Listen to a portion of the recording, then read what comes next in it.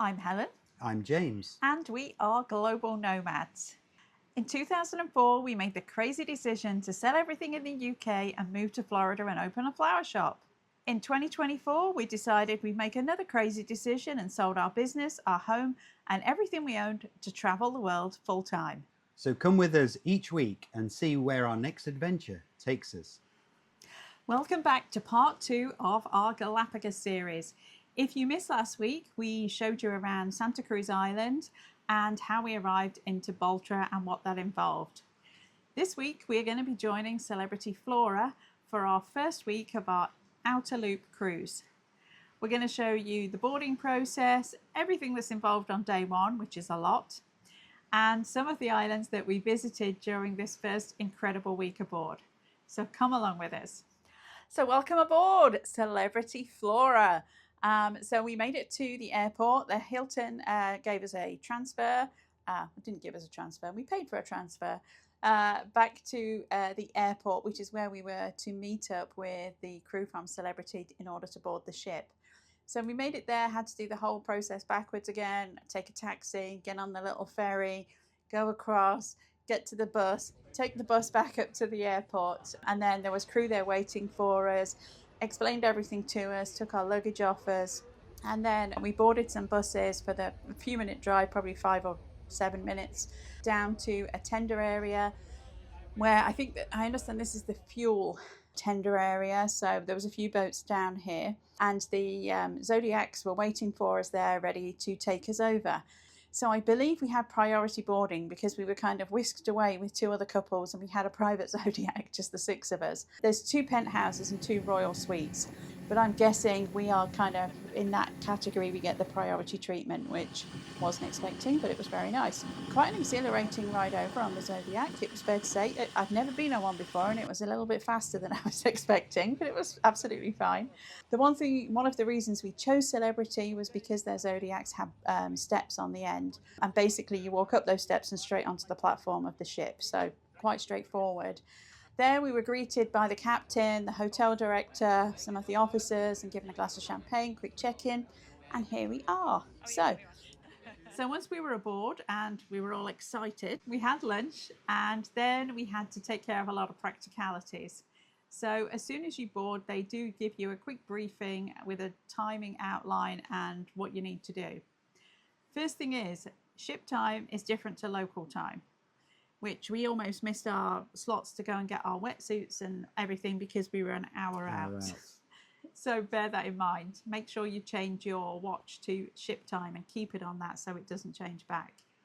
But after lunch, basically, you're going to go and sign up for your first lot of excursions. You'll go get your snorkel.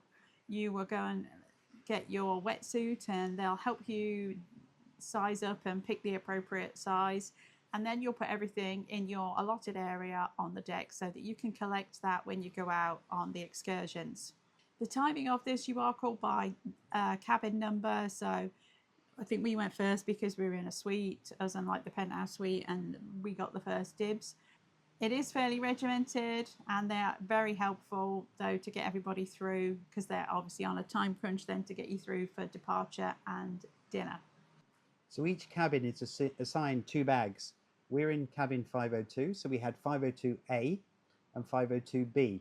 That bag sits on the back of the ship and that will hold your snorkel, your mask, your flippers and your wetsuit. And that's where it will stay for the whole of the journey.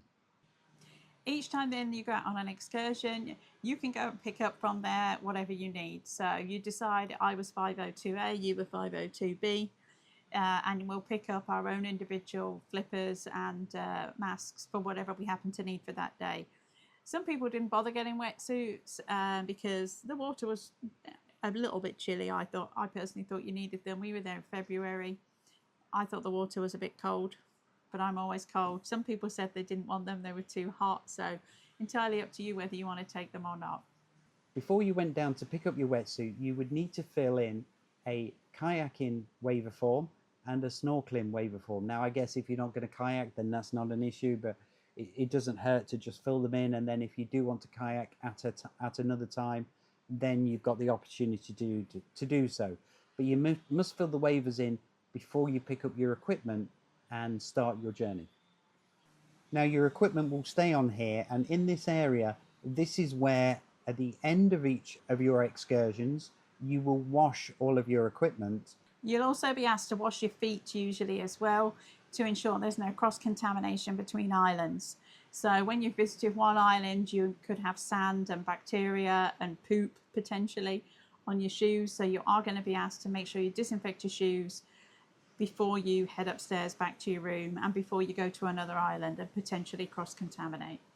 So here there are buckets, there are also showers for your feet, and there's also showers for your body. So make sure you get everything off you. So day 2, our first day in the Galapagos proper, and we go to a different island every day, and today we went to Espanola Island. Mm-hmm. So we made 2 stops here, one stop on one side of the island in the morning, and then we sailed a little bit and then made a second stop in the afternoon. So the first stop in the morning, we went over on the tender. It was, I don't know, maybe 5 or 7 minutes, not that far.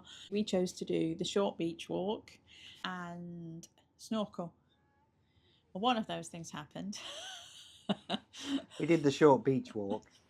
And we saw a ton of sea lions, mockingbirds, stilts, iguanas. But it was mainly sea lions. Sea lions today. They were. The thing is about the Galapagos, because you can't approach the animals, they don't care. You can literally walk straight past them. They're not going to flinch. They're not going to move because everything is so protected. Literally, we had mockingbirds. There was a whole group of mockingbirds come and landed like maybe 12 inches from our feet, and then we're having a bit of a scrap. I think. Bit of a barney. bit of a scrap. But yeah, they're genuinely pretty interested in you. We did try and go snorkeling. I think the tide was coming in, and it was super rocky. a bit choppy and a bit rocky. People did see white-tipped sharks, turtles, and a few other things. All I saw was the sand when I face planted. I didn't face plant, but nearly. It was like, it was rough. Like I couldn't get in. It was very wavy. And I think a lot of that was because the tide was coming in. Because when we left, it was actually much smoother. But if anyone finds my fin... You lost your fin. We were not the only people that ended up flat on our faces, I have to say. There was a lot of people that were having a hard time. A lot of people also snorkeled out and did like the advanced snorkel, so we're not very advanced snorkelers, to be fair. They're very good at, on the evening briefings, telling you what to expect for the following day. If you're an experienced person, if you can do a big walk, if it's a boulder walk, and just giving you some ideas as to what your level of ability is, whether it's walking, swimming, and what you're going to see. But in the afternoon... So the afternoon we did, what was the short lava rock walk? Yes. So our landing in the morning was a wet landing. So that means basically you get wet feet when you jump off the Zodiac. We don't jump. That's probably not encouraged. When you get off the Zodiac, you'll have you walk into the water. This afternoon we had a dry landing. There's like a little concrete step, so it wasn't the rocks. Fortunately, we had to land on. So, and then we did I think it was about a quarter of a mile, maybe a bit longer. I think my watch told me I've walked a mile today. Well, 5,500 steps. Not gonna lie, it felt like 50,000 because those were some wicked rocks. Yeah, I found it a bit challenging. They did offer you walking poles, but it was a little bit challenging. Again, a few people were having some issues as well. There was also a longer version of that walk you could do. But we saw literally as soon as we pulled up on the tender, there was like, I don't know, maybe 15 or 20 sea lions, baby pup sea lions, a million marine iguanas. And then the walk was worth it up the lava rocks. I can say that now. I wasn't saying that at the time. I was going to say, you were not saying that at the time. If you could see how tired I look now. And we saw some blue-footed boobies. We saw the other boobies. NASCAR boobies. Baby boobies. Baby boobies. Everything's boobies here. But we also saw Galapagos dove, mockingbirds, frigatebirds, Some people saw a albatross. We didn't see the albatross, sadly, because I really want to see one. But just even getting into the tender to go over there, we saw a green turtle right next Two to the green boat as turtles. well. Everything. I mean, it's so easy to see a lot of stuff. So I guess that wraps up today. So tomorrow, It's Floreana. We will see you there. So, good morning and welcome to Deck 7. We just had breakfast and we're going to be going out for the day, but wanted to talk a bit about yesterday. So, yesterday was Floreana Island, and if you have seen the film Eden with Jude Law, which you probably haven't because the film was a complete flop, but no one saw the film Eden. I watched it on the plane going to Easter Island because I knew we were coming to the Galápagos. But basically, Floreana Island, there was a guy who was a philosopher who settled there with his mistress in the late 1930s. And then a German guy came along with his wife and also settled there. But the original guy was not very happy about it, who was Jude Law in the film. And he told him to stay in the mountains. And then word got out more and more about that there was this paradise island in the Galápagos. And a lady called the Baroness arrived, who basically was a complete fake, that we now know she was a fake. She was never a Baroness, but somehow she was rich. She was basically some sort of con artist, and she arrived with her 3 lovers. And if you watch the film, it's one version of how the story went, but basically she disappeared, never to be seen again. She didn't seem like she was a very pleasant character either. But she had this whole plan that this was going to be her island and she was going to claim it and build a huge hotel resort there. Well, that never happened. Like I said, she disappeared and it all got a bit Lord of the Flies. And according to the film, anyway, the film version of events. And long story short, the only person that actually survived was the German doctor, the German guy's wife, who I believe died at like 96 on the island. And she was the only person left out of the group of 6 of them. They did have a kid. As I understand it, they were telling us yesterday that the kid actually owned some cruise ships in the Galapagos now. So he did okay out of it. But quite an interesting story. So there's a bit of the background to Floreana. So how did these people know about Floreana Island? Well, there's an area that we visited yesterday called Post Office Bay, which is basically where pirates would go. And they would leave their messages there for each other, and lots of passing ships would come by and they could trade goods. You can still leave mail there. The idea is to do it exactly as it was back in the 1700s, 1800s. And this will be a very old tradition. This tradition, it's over 250 years of age. And that is to hand deliver these postcards if they happen to match an address very close to where you live. All right. So when we were at the Barrel Post Office, we picked up a postcard. So here it is. Now from here, it's going to have to travel with us until October. So it's going to go all the way through Australia, New Zealand, Fiji, Singapore, Borneo, Malaysia, Dubai, the UK, and then go on a ship before it heads. And if you are Jane in Port Canaveral, your postcard from M&C will be winging its way to you. And please don't call the cops on us when you turn up and you just think we're some random people, because honestly. So remember, a bottle of wine has to be delivered by hand. So we'll see you in October. Aside from that, we did see a whole load of turtles as well, sea turtles, Yeah. sea Stingray. lions, a stingray, marine iguanas, some More boobies. more blue-footed boobies. So there was a lot of wildlife over there as well. I'll stop in the morning. We just did a short beach walk. You could do a long beach walk from one side of the island to the other. But in the middle of the island, there is this kind of oasis that's a brackish water lake. And there's a whole load of flamingos that live there. So we saw flamingos in the morning as well. American flamingos, yes. Flamingos. And the beach is completely different sand. The second beach in the afternoon is like what you would call regular sand. White coral sand, yeah. White coral sand. Whereas the beach in the morning on the same island has these little glistening crystals in. Because it's formed from volcanic rock. And there's also peridot, if you're familiar with peridot, which is like a green semi-precious stone. But it's like walking through mud. It was very soft. It was hard going walking on there. It's literally one side of the island to the other. So that was yesterday. This morning we are in another island, Isabela. Isabela. We are to check where we are. Isabela Island today. As you can see, it's gloriously sunny, but it's also pretty rocky. I think one thing neither of us were expecting is how rocky this ship is. No, this is the smallest ship we've both been on, and it moves a lot. It bobs around a lot, like your lamp fell off your bedside cabinet this morning. It does, I think the seas, they said, have been a little bit choppier than normal as well. And I don't know if you can tell from this, we're kind of rocking backwards and forwards like this as we're talking. It does bob from side to side quite a lot when we're moored.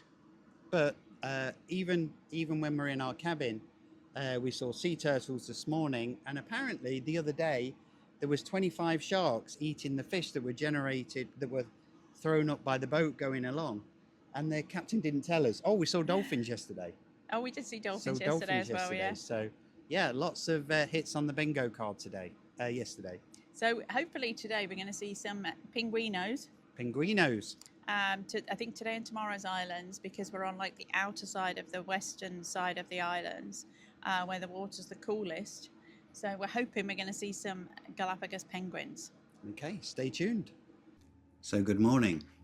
Yesterday we went to Isabela Island, which is the largest island in the Galapagos. If you add it together, it's bigger than the whole of the Galapagos.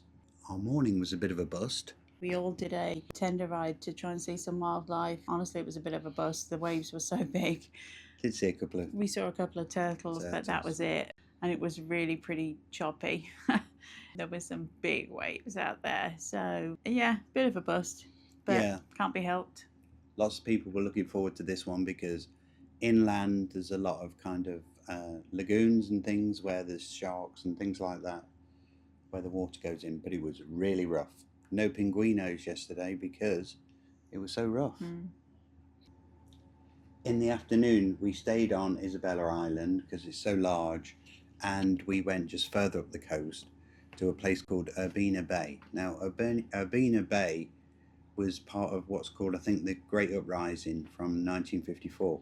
Didn't even exist during Charles Darwin's time. It literally rose from out the tectonic plates. So everything that we actually were walking on used to be under the sea. But we saw everything. Well, we saw a lot. We saw giant tortoises. We probably saw 4 or 5 different ones, different sizes, and eating and walking and doing tortoise things. Eating poison apples. Yeah, there are a lot of manzanita trees on this island too, and they like to munch on those, and the apples, which apparently are cyanide in them, but the tortoises can manage to extract that and it doesn't poison them, but it would poison us. So don't eat the apples, people. We saw lots of tortoises, probably about 5 or 6 land iguanas as well, which are really big, kind of bright yellow and mustard coloured. They're pretty chilled as well. Everything's pretty chilled, honestly. And then lots of birds, little birds. Lots of finches, mockingbirds. We saw some butterflies as well. So yeah. And we saw obviously some sea turtles just looking over the cabin, and over on the tender saw sea turtles. So lots of activity. The big thing is about the Galapagos, and I think that's what makes it so special. The animals don't care. You can't touch them. You can walk straight past them. No one really cares. Keeping 6 feet away. Keeping 6 feet away, and yeah. Oh, we also saw some flightless cormorants. If you live in Florida, you're obviously used to seeing cormorants. These are a different variety, and they are flightless, as the name suggests, and you often see them fishing, and you'll just see the head pop out. And we saw some of those yesterday as well. So I guess we'll see what we can see today in Fernandina Island. We're going for breakfast. So yesterday we went to 2 islands. In the morning we went to Fernandina and did a short walk. We had a wet landing. Unfortunately, the tide had come in a little bit though, so we were able to there's a small pier there. Well, it was kind of wet dry, wasn't it? Because we didn't. We had towels down, and it could have got a bit slippy. Yeah, we didn't have to go onto the lava rocks. We were able to go onto the little pier, where we were greeted by whole load of sea lions and marine iguanas. And they weren't moving. And basically they weren't moving. No. We were walking past them and they were going to stay exactly where they were, and they didn't care. And we also got to see, very fortunately, I wasn't sure we'd get to see one, a Galapagos hawk who posed in the tree very nicely for us, then moved to another branch and posed even better. Quite a long way away, but a great pose nonetheless. And literally hundreds of marine iguanas. Hundreds and hundreds. And they're nesting as well. This is kind of their mating time, so they were starting to nest as well. So there was lots of nest building going on, and a whole load of sea lions. And you had to be careful where you walked, because the nests, literally, you could see them digging the nests. Mm-hmm. They were burrowing away. They were just everywhere, weren't they? Hundreds of them, yeah, and they weren't bothered by us at all. And then the sea lions were just in these little rock pools playing away. There was one that had a pup, and the baby was on her back, and they were swimming around, and the little baby one was on her back. It was very cute. And then, of course, they all sit and talk to each other, which is hilarious, to me anyway. I think they're so funny when they bark. But yeah, that was a cool outing. And the hawk as well as obviously birds. We saw some frigatebirds and some finches and doves. So it was... and some crabs. And oh yeah, the Sally Lightfoot crabs. So it was quite a productive morning. And then we set from there and we went back to Isabela, which we'd been to the previous day, which is again the biggest island here. And as we went through the channel, the captain comes on and makes an announcement. Yeah, there was a huge pod, well, huge-ish to me anyway, probably like 20-25 pilot whales. And they went backwards and forwards across the bow, and it looked like they were fishing. Yeah, we think to feed. Yeah, there were short fin pilot whales, and we kind of kept up with them, but at a safe distance. Captain changed direction, but it was great entertainment. That was amazing to see. I've never seen so many together. I mean, we saw a lot of whales in Antarctica, but I've never seen such a big pod together like that. It was incredible, really incredible. And then in the afternoon we went back to Isabela, but we were just higher up, so we're on the west side, and the west side seems very much more rugged and unspoiled. We're basically right on the edge of the volcano. Half the volcano is the Equator volcano, and half of it basically collapsed. So the side that we were on was very, very rugged, and there was lava tunnels that we saw as well. But most importantly, we went out on a tender ride, which was basically the only option in the afternoon unless you were going to do deep water snorkeling, which we're not up to. So we went on the tender ride and saw some Galapagos penguins. It was very exciting. Only 2 of them, but penguins nonetheless. As well as boobies. And fur seals. The fur seal Oh, the were fur so seals. cute, much smaller than the regular sea lions. And some flightless cormorants, Sea sea turtles. turtles. Some, what was the fish? The yellow fish, a herring. Big fish, because the water's so clear, you can see the fish really clearly just even from the tender. But there was also some Nazca boobies, pelicans that were diving. It was cool. I think yesterday was the most epic day. It was really, really good yesterday. Yeah, lots of wildlife sightings, which is what we came for. So really good day. And this morning we are going to be off. We're here at our first stop. We're going to be off to South Plaza Island this morning for a short walk. I think today should be iguanas again. But who knows? But who knows? We'll see what we see. So the other thing that happened about 7:30 last night is that we crossed the equator. We are now Shellbacks. Well, we were already, because we crossed the Yes. equator last year on a ship as well. But yes, yeah, you're officially probably a politically incorrect word to say now, but you're a wog before, and then you are a Shellback. shellback afterwards. And they had all these great rituals and everything, but the majority of the Galapagos sits below the equator in the southern hemisphere, but just the tip of Isabela Island is in the north. So we're currently in the north and we're going to go back to the south, so Yeah. we're going to cross it again. This afternoon we'll cross it again. So Friday on our outer loop cruise, we made our first stop in the morning at South Plaza Island. So this was one of those stops where, was it going to be a rocky dry landing, or was it going to be on the steps? But we managed to get away with it, didn't we? Well, when we arrived, we managed to use the pier because the tide was a bit higher. But when we left, it was a little bit more precarious, and we did have to climb over the lava rocks. It was quite difficult, but we managed not to fall, but that was good. You do walk up the hill there. There's a little bit of a incline, and again it is a little bit rocky. But here we saw a whole load more land iguanas. There was a couple, they all seemed attracted to you that morning. I'm not sure why. I don't know, it was my aftershave from the morning up. And there were some birds that were nesting on the ground, the gulls, next to the iguanas, underneath these prickly pear cactus. So that was pretty much everything we saw. Lots of gulls, lots of frigatebirds. Took a walk around, lots of prickly pear cactus, and the iguanas that loved you.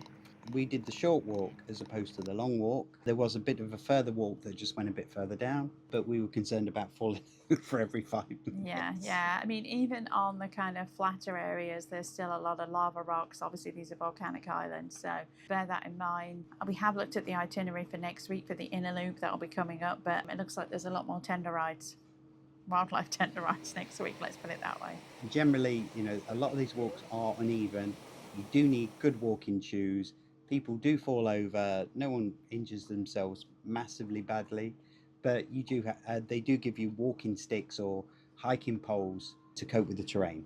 Yeah, absolutely. This was probably the worst area we've had so far to be able to get back onto the tender. It was really quite uneven and it was a little bit more challenging, but we managed. So the afternoon, we then headed to Santa Cruz Island, to the north of Santa Cruz Island. We did make a short kind of cruising stop to see Daphne Island, which is basically a volcano that erupted obviously a long time ago, and you actually can't visit this island. There was a couple that did a whole load of research here and spent 40 years living there researching the various birds. So we did kind of a drive-by of there, did see a lot of birds around there as well, and then headed to the north of Santa Cruz Island to an area called Dragon Hill. This was another dry landing. This one wasn't as bad. There was a little pier, so we were able to get on and off the boat there. There was a couple of options. There was a longer fitness walk, they described it as, that you could walk to the top of the hill and enjoy some views. Spoiler alert, we didn't do that. We did the short walk, which is actually quite a short walk. Literally, you walk along the beach on a gravel track. It was pretty easy going. More flamingos here. Lots of flamingos. And some ducks. Yeah. There was kind of a saltwater, a brackish area inlet where a lot of these birds used to hang around. But the majority of the reasons you go there is for the flamingos. So yeah, flamingos, the ducks, black stilts, more birds flying around, and more marine iguanas. There was a couple here that posed very nicely for us. So that was the afternoon short walk. It was probably one of the shortest ones that we did, excursions we did. I would say we were off maybe an hour. So probably one of the shorter ones. Nice walk though, nice views of the beach and the hill in the background as well. And yet more prickly pear cactus. There's a recurring theme. When you do a back-to-back, there are only 2 parts that are repeated. The first part we just talked about, which was the cruise past Daphne Island, and the second bit is Saturday. Saturday is always the same, so we did the activities for this Saturday, but we're not going to do them next Saturday. At 8 o'clock, you get on your tender, go over to Puerto Ayora, to the Darwin Research Station, where they're doing a lot of work with the tortoises and trying to make sure that they survive in the wild. To give you an idea, they lay about 150 eggs, and less than 1% of them survive the first 5 years just because of predators and everything else. Once they get past 5, they really haven't got any predators apart from human beings. So they're doing a lot of work here to try and make sure that the tortoises survive, and then they repopulate them back out into the islands. Now here, all of the tortoises are grouped on the island that they came from because they're all very genetically slightly different, and that way they don't mix them up. They've got a little number on their back and a little pen, and they stay in that pen until 5, and then they're taken back out into the islands, and they have between a 50 and a 70% success rate of keeping them alive, which is a lot better than in the wild.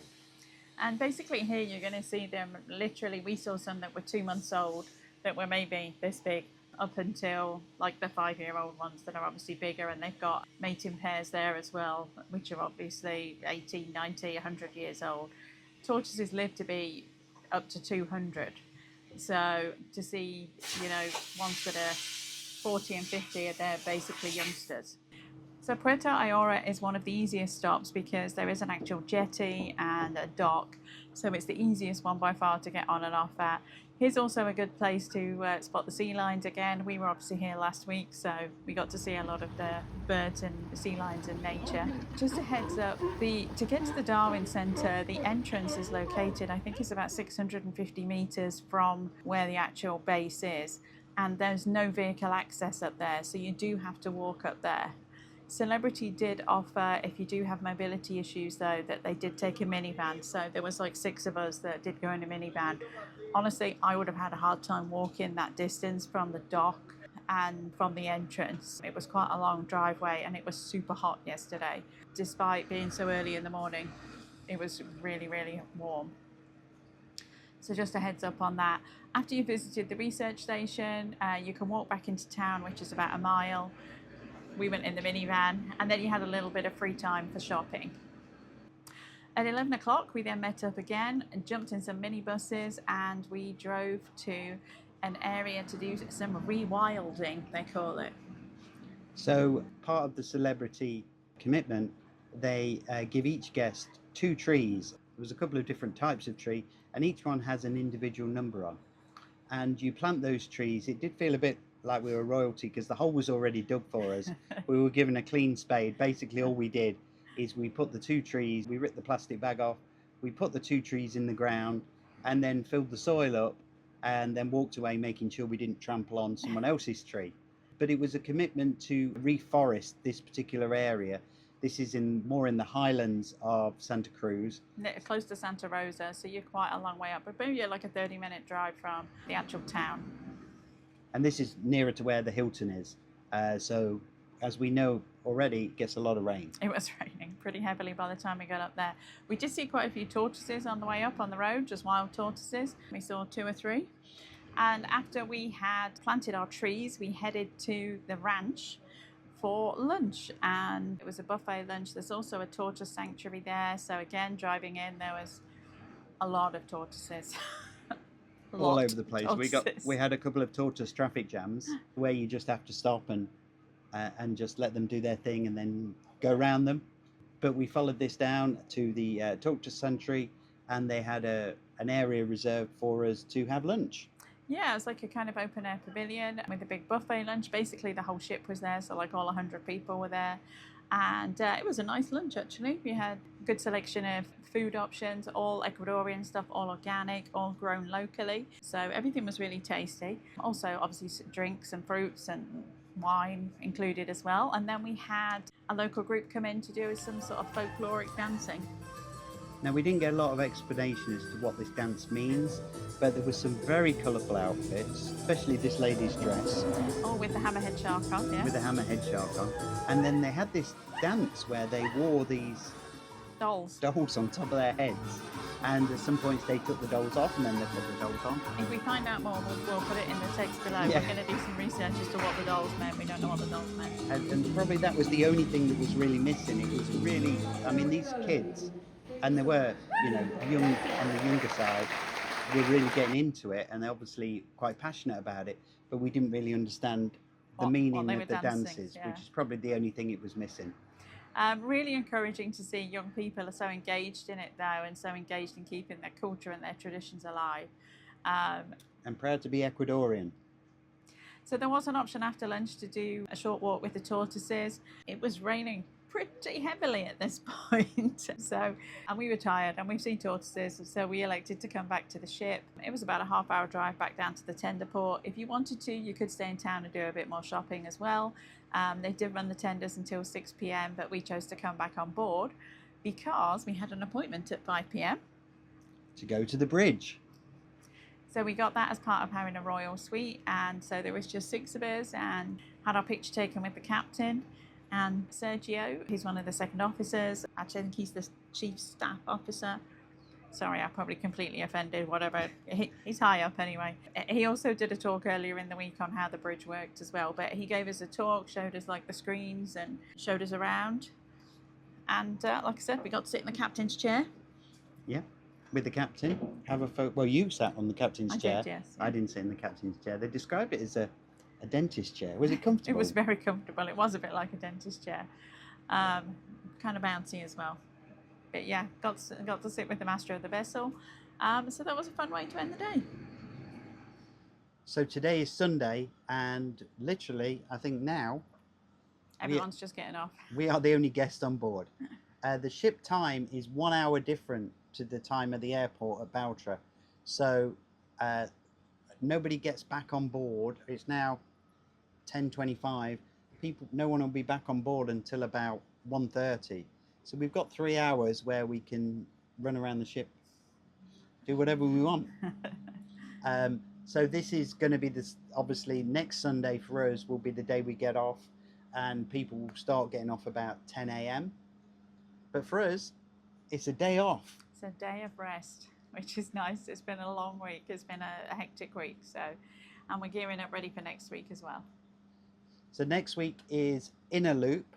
So there is outer loop and inner loop. So I guess this will be it now. We'll see you on day 8 or Monday of inner loop. So thanks for watching this amazing trip on the outer loop with Celebrity Flora. Please like, subscribe and hit that notification bell, because the next video that's going to be coming up is the inner loop. So we did a back-to-back inner loop and outer loop, and you'll get a chance to see the differences, and there are differences between the two cruises. Again, thanks for watching. Remember, you're here for a good time, not for a long time. We'll see you in the inner loop. Bye for now.